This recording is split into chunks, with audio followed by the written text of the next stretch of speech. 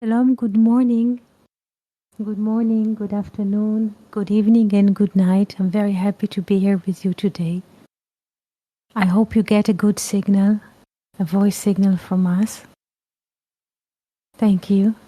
And today I would like to speak to you about life in general and thoughts.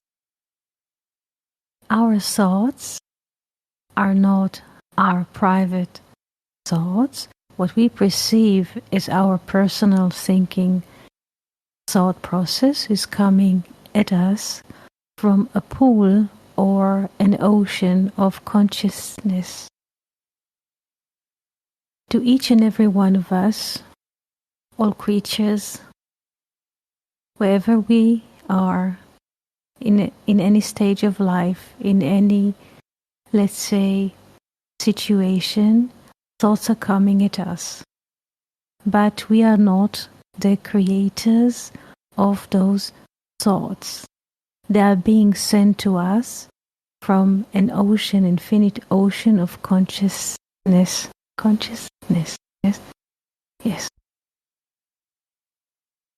So, those thoughts are not private as we think, and we are not private creatures as we tend to think. The system of life is a general system, and it is impersonal. I repeat, it is impersonal. When a child grows in the first years, he is in contact with his first surrounding, families, grandparents or so, neighbors, and he learns that this is his surrounding, and he might experience life as private, that happening only to him. But in the process of growing, by the way, not all the children have this sense of private lives. Certain beings are being born with the sense of the general. So for them, it's a bit different because they experience life already from the beginning as witnesses of being.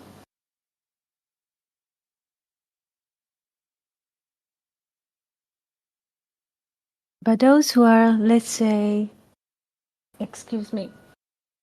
being born as children and experience life as a private story that happens only for them, in the process of growing,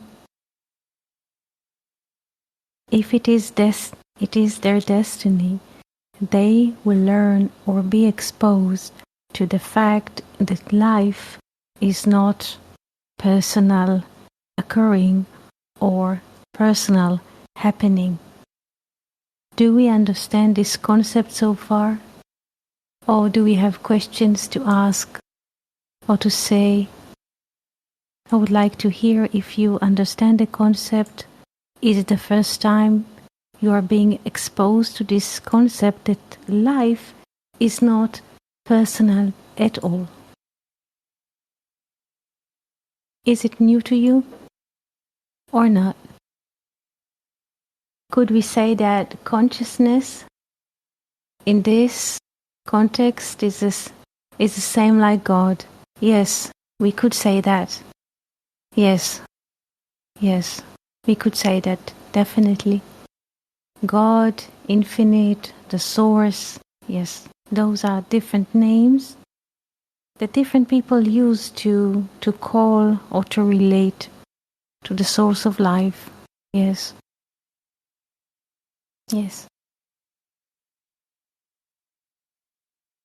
So our lives are not private, though we have private names and private addresses and private shoes, and so our life in general are not private at all. Thoughts come from the ocean. Yes, the ocean of consciousness, infinite ocean of consciousness.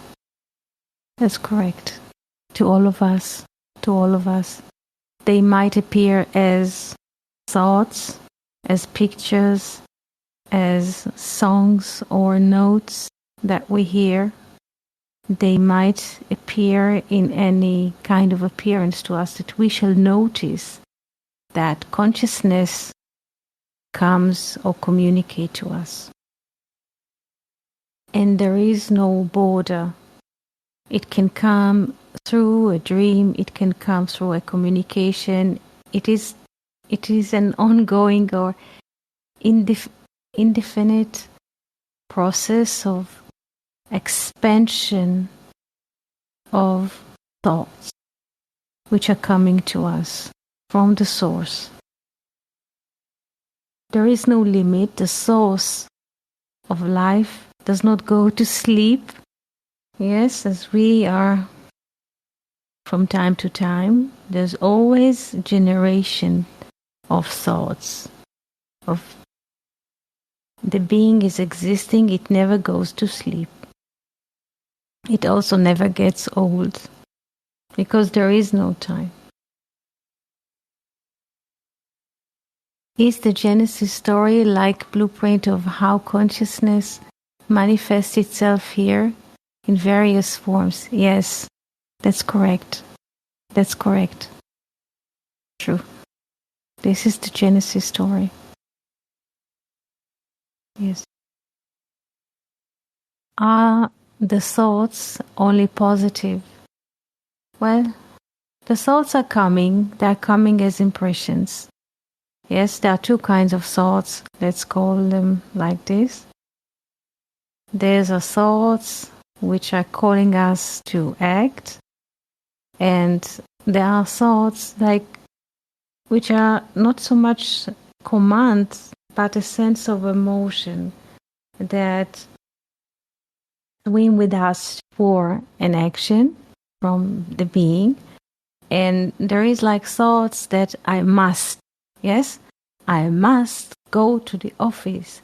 I must cook for the children.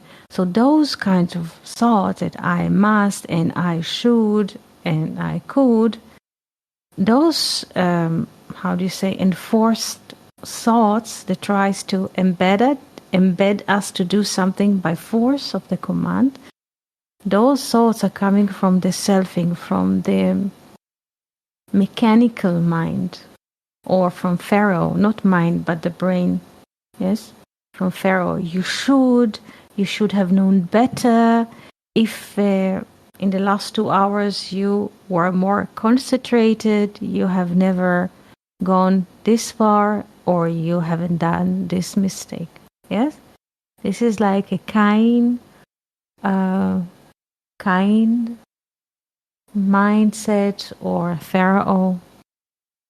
This is a mechanical system that runs in all of us. All of us have, into some extent, those compulsive appearance of thoughts that telling us, that are beating us, you should, you could. You could be a better brother. You could be a better nurse. Yes? And so on. So this is like compulsive thinking. It comes from the mechanical process. It's like you click, so to speak, on the dishwasher and it starts to wash the dishes. The mechanical thinking.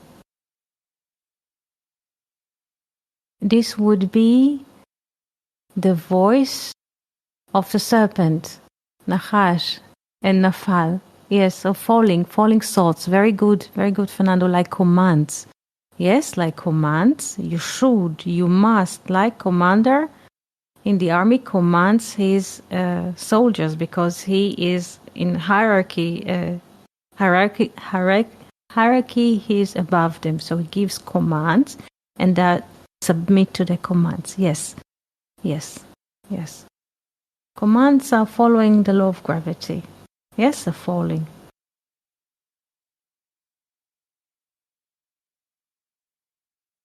So there is no lack in this ocean of consciousness. It is an infinite pool of everything, and nothing is lacking, not there and not for all of us, not just humans, but also animals, trees, plants, and so the whole creation, nothing is lacking, everything is provided. Nothing is lacking. If the thoughts are not ours, we can really be held responsible for them, right? So it doesn't matter whether good or bad thoughts. Yes, they are being sent. They're being sent as waves. Yes. Yes. We could argue what is a light particle, yes, yes, or a wave, yes.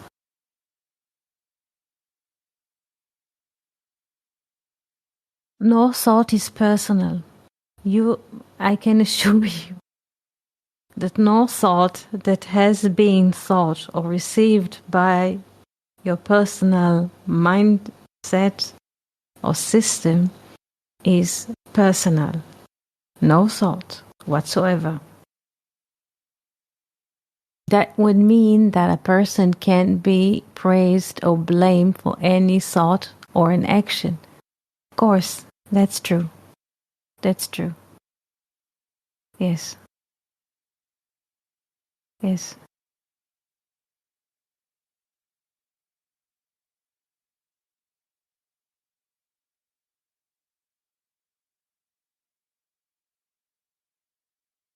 Responsible for the thoughts, only responsible for the decision. And thoughts leading to action and not held accountable. Thoughts heading to action and not held accountable. I would like to understand this sentence, Yanis. The outcome certainly is not up to us. This is for sure. This is for sure. We, so to speak, make decisions. We don't really make decisions. We are not decision makers, as we were taught. I was taught this topic in university. It is interesting because in English we say decision making is something mechanical. In Hebrew we say kabbalat hachlatot, which means we are already receiving a decision that was decided in a higher agency. Let's write the Hebrew term, because it's more accurate. We're not making decisions. Kabbalat hachlatot. Hachlatot. This is in political science. Hachlatot. Yes. We are receiving decisions that had already been made by a higher agency. So in Hebrew is to receive a decision, unlike in English, that the language itself is built in a form that says decision making, like you make a cupboard, like you're carpenter and you make a cupboard, so you make a plastic image of the decision. So it is not like this. We are not making decisions. We're just receiving a decision that had been already decided.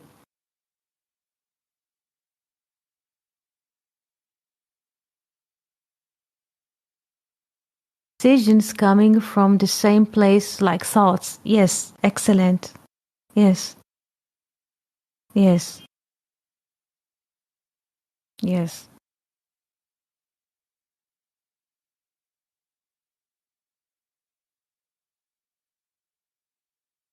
So nothing is personal. When we walk in life with the notion that nothing is personal and life is not against me and I don't have a responsibility to what the world is going to face as humanity, it becomes easy and we don't carry the sense of a load.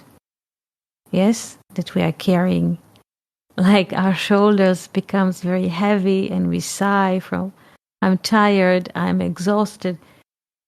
A person who is connected or feels the being or let the being be without executing himself to a mechanical doing, the heaviness disappears.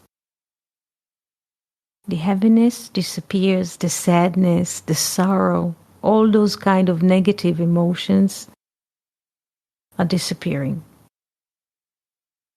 Society holds us responsible for outcomes outside of our control, but does divinity?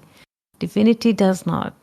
Yeah, because yes, divinity does not hold us responsible, because divinity has a plan. When a baby is being born, people think that he is being born as tabula rasa, which means a blank page, and we can say no. A baby is born with a destination. It just lives backwards. First, he has the destination. He has to become, let's say, a writer. There's a need. And after there's a demand for a writer. After, I repeat, so to speak, please pay attention to after and before, because it's not what we think. The parents, those carrier couple that will give in their voyage in life this child the best conditions to become a writer, they will be, so to speak, the deliverance parents of this baby or child, because they maintain the conditions that this future writer shall have.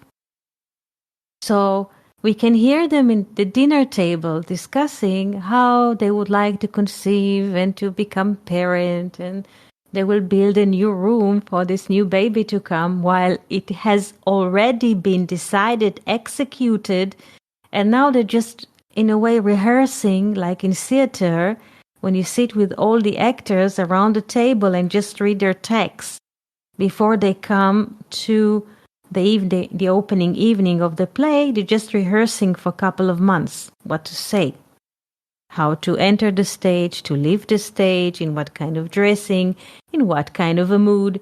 So if we put a camera or a microphone on those, so to speak, future parents in their dinner table when they're planning to have a baby, they're just repeating or reciting, or rehearsing something that was decided long ago.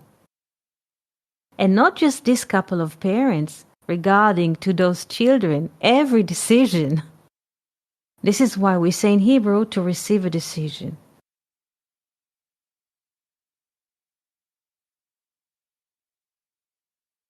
So the next time you will hear that your friends are sitting at the doctor's gynecologist, they call it in English, fertility doctor, in Hebrew it has different names.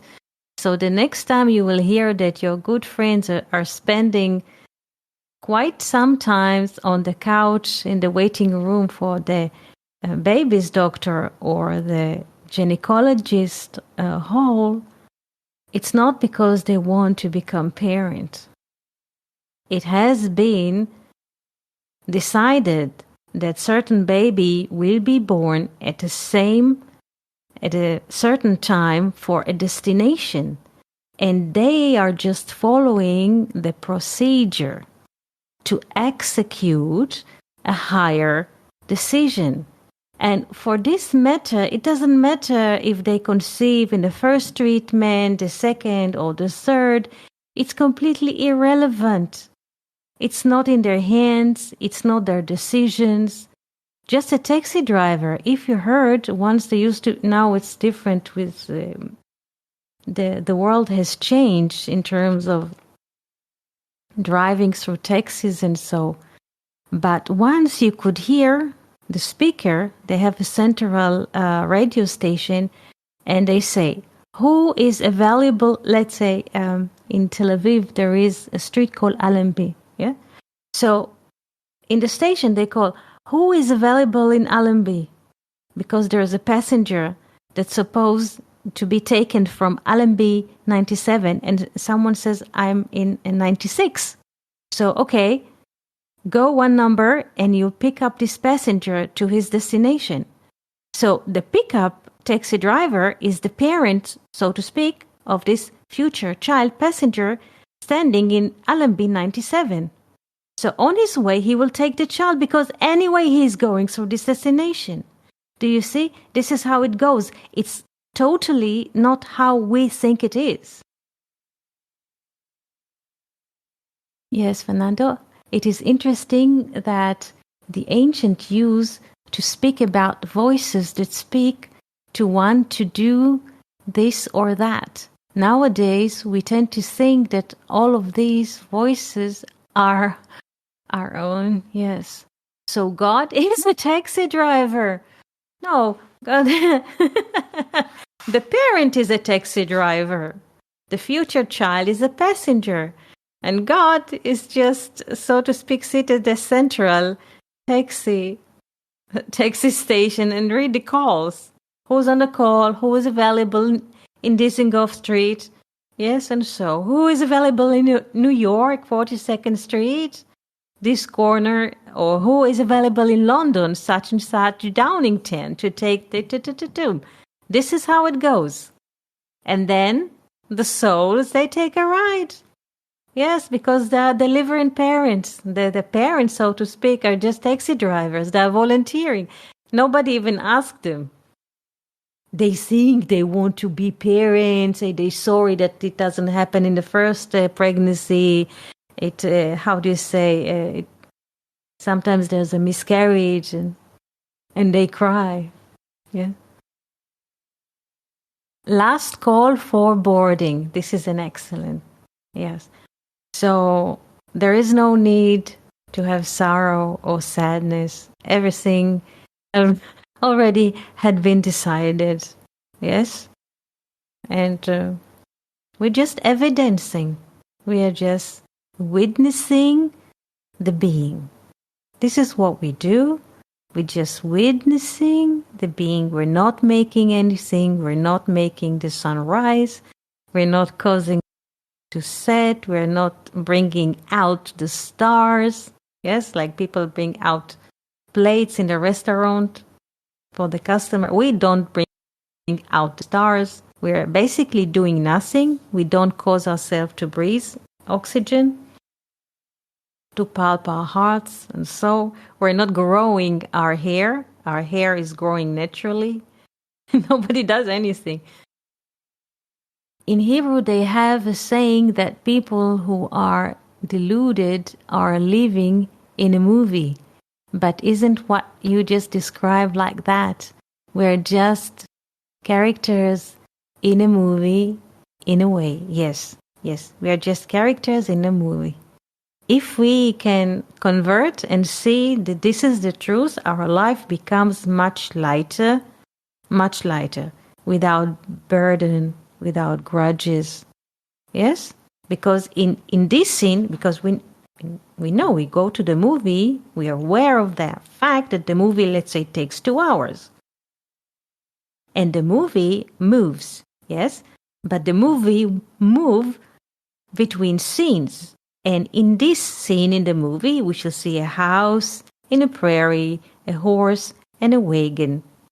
And in the next picture or the next scene, we shall see a different scene, and we're just moving, or let's say, we are witnessing different scenes in the movie.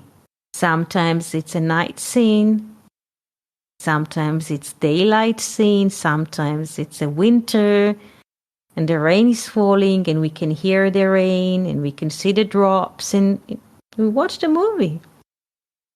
Sometimes it's a summertime, and we see the ocean, and people taking like boats, and everything is blue. People wearing hats and sunglasses. Yes, eat ice cream. This is what we see in this picture.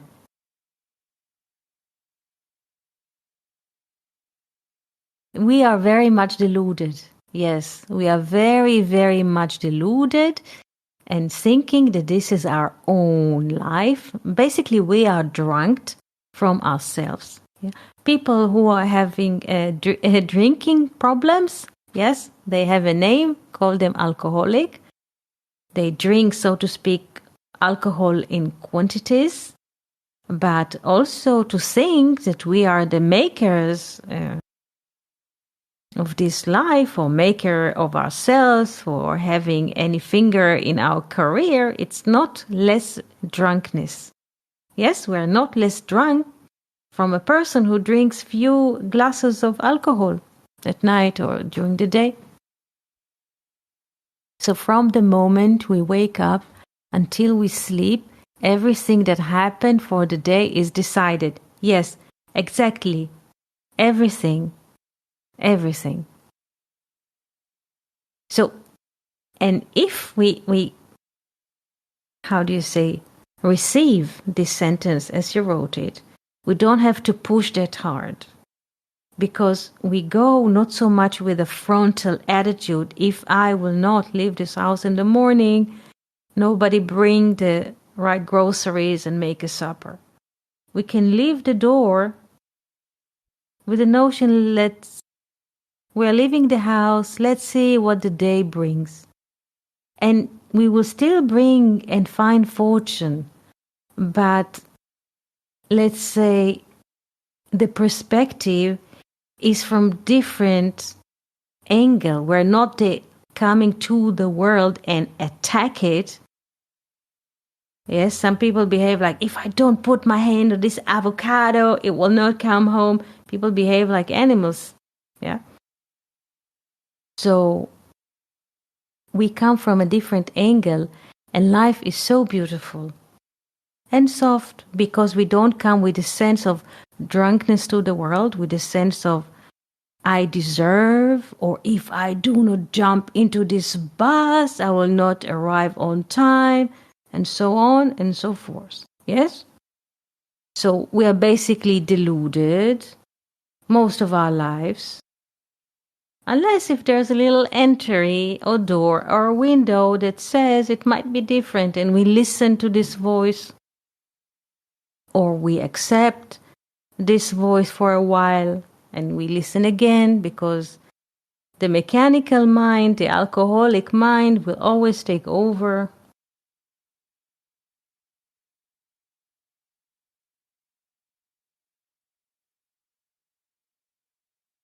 From what you say, it would follow that there can't be any mistakes in what happens, even the most horrible things like wars and such. This is exactly what I'm saying. There is no bad things and no mistakes. If war has to occur, it will occur. And people who has to move to a different plane of life, they will move with the war or with the cause of the war, and so. Yes. From our point of view, we think it's horrible, but this is again, let's say we're watching a series on TV and we like this, let's say, character. This character really moves the whole series, and everybody's watching the series because of this character, because it's so cute. It makes people laugh. He doesn't take everything serious, but suddenly he gets killed in the series, and everybody don't want to see the series because he's been killed. Yeah, but maybe the screenwriters had to kill him because he has a better part in another series or in another movie. So he has to be removed because he has another job to do.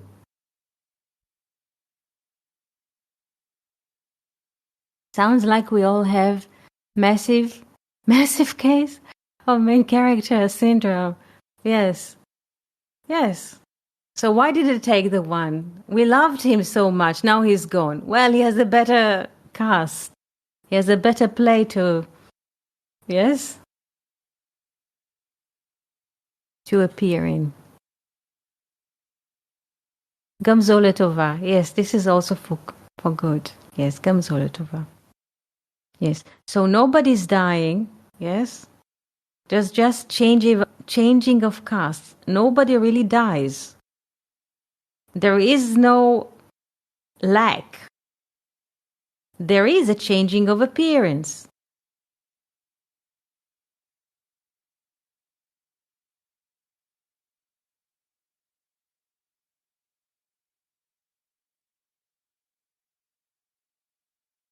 But dead fish goes with the flow. I say to those who say I just let destiny happen, when they say I hold the control of, I say what you say. Yeah. It's interesting. Bodies dropped like costumes after the show. This is it. Like leaves. Very good. From the tree. Bodies are falling like dry leaves from the tree in the autumn. And then they dissolve. They become little particles. Yes? Like from compass. And from them, this is the future Earth for the new tree to come. This is it. Nothing is gone. There's only changes of appearance. Nothing is gone. Nothing is gone. Nothing is lacking. There is no lack whatsoever.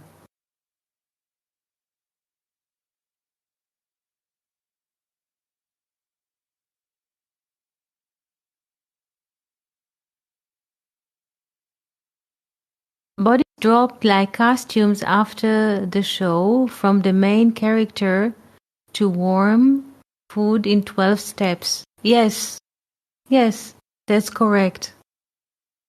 That's correct. This is why David, I think, says in one of his psalms that I'm like a worm. Yes, I'm like a worm, or as a worm.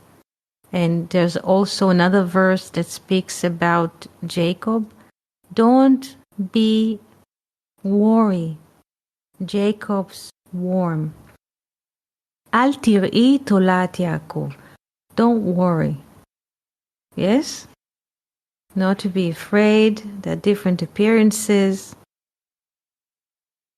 It is hard for us to accept, or to some people it's impossible to accept, that what we see in our lives as human being walking down the street, it is basically consciousness